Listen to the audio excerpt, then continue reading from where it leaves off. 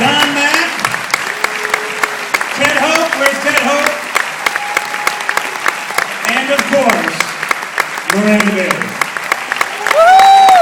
Is that everybody?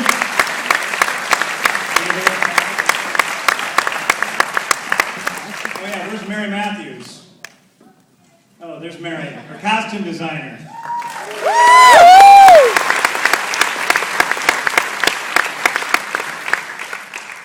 So, first off the bat, I want to ask you, outside of Crimson Bolt, who is your favorite superhero?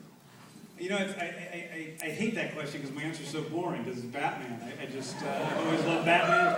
I think Batman's had more good comic books about him than probably any other superhero. And, yeah, it's Batman. Stupid.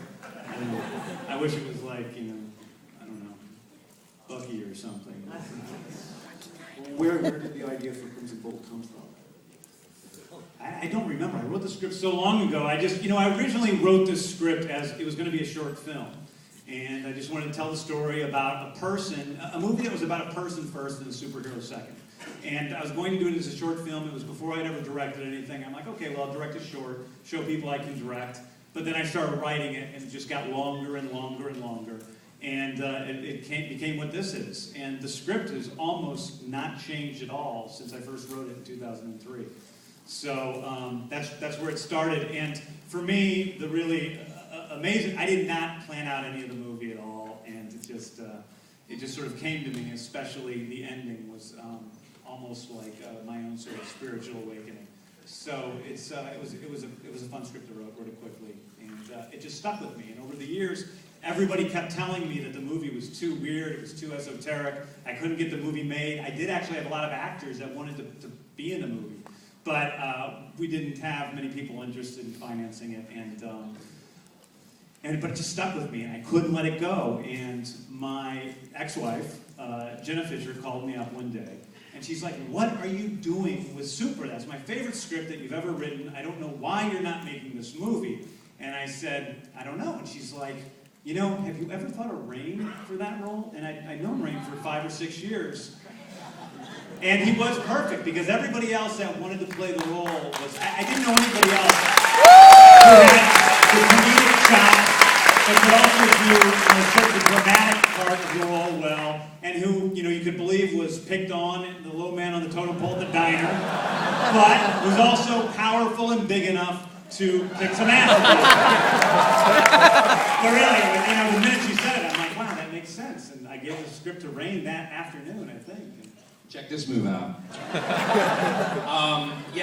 The tail end, the converse end of that story was I was on the Office set, and Jenna was behind reception, and she's like, "What's going on?" And I was sitting there eating the little candies, and she's like, "I just talked to James, and he said, what should I work on?" And I said, "What about that script, Super?" And then I recommended you for it, and I think he's going to send it to you. And I literally went over to my Dwight desk, and there was James sending the script, and said, I hope you like it." And so I had him print it out. I had some jumpy PA print it out for me. I was like, "Here, you fucking idiot, print out the script." I wanted a gold leaf brought to my trailer. And so I went to my trailer, and I started reading the script that same day, and I was on page 21, and this is a true story. I texted James, and I said, "I'm in. I want to make this movie. My hands are trembling." And that's a true story. I responded immediately to this script on a really emotional level, and I just, the thing that I love about it is how many different kinds of storytelling are contained in this movie. I mean, you have a really heartfelt story. There's a love story in here. It's really highly stylized. It's really fucking violent. And it's really funny at the same time as it's heartbreaking. And how rare it is to have a movie that can do all of those things at the same time that is made for the amount of money that we made this for. And I mean, there's two things. Like, it's funny when you talk about Jenna, because Jenna was way more proactive than that. Jenna called me up, and she's like, "Hey, what about that script?" Like, she was pipping you out on that phone call. But then to you, she's pretending like, "Hey, I just talked to James on the phone." But really, it is because of Jenna Fisher that this movie was made.